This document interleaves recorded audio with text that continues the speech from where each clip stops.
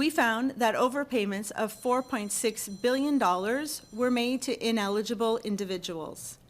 And we estimated that at least $27.4 billion of payments to individuals and employers should be investigated further. Canada's Auditor General has reported on COVID benefits programs and found the federal government didn't take enough measures to make sure people who didn't qualify weren't getting money. Karen Hogan says for her office, it's almost impossible to determine who made an honest mistake when applying for benefits and who was trying to cheat the system. When it comes to the businesses, there was very little information that was collected on a monthly basis. And so without post-payment verification, it would be almost impossible to know the ability to recover or not, or even to identify with greater certainty what went to ineligible businesses, which is why much more rigorous post-payment work is needed from the government. Hogan looked at 5 programs, including the worker lockdown benefit and recovery benefit, and found the programs worked as intended, get cash to struggling Canadians during the pandemic.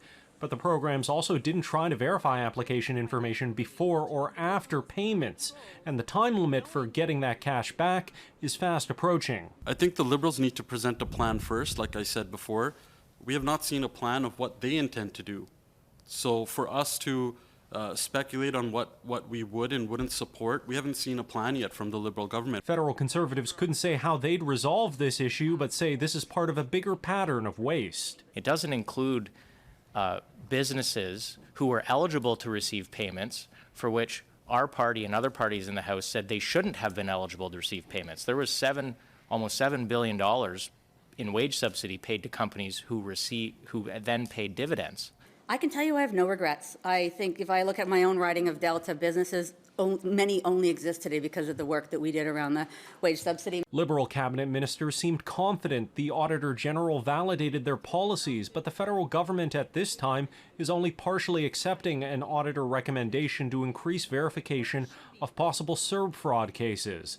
The auditor says if Canada is just going to forgive these cases, they should just do so rather than being ambiguous. But Employment Minister Carla Qualtrough says they do intend to get the money back. The work isn't done, right? We paused repayment during Omicron. We paused repayment when the Canada Workers Benefit came out.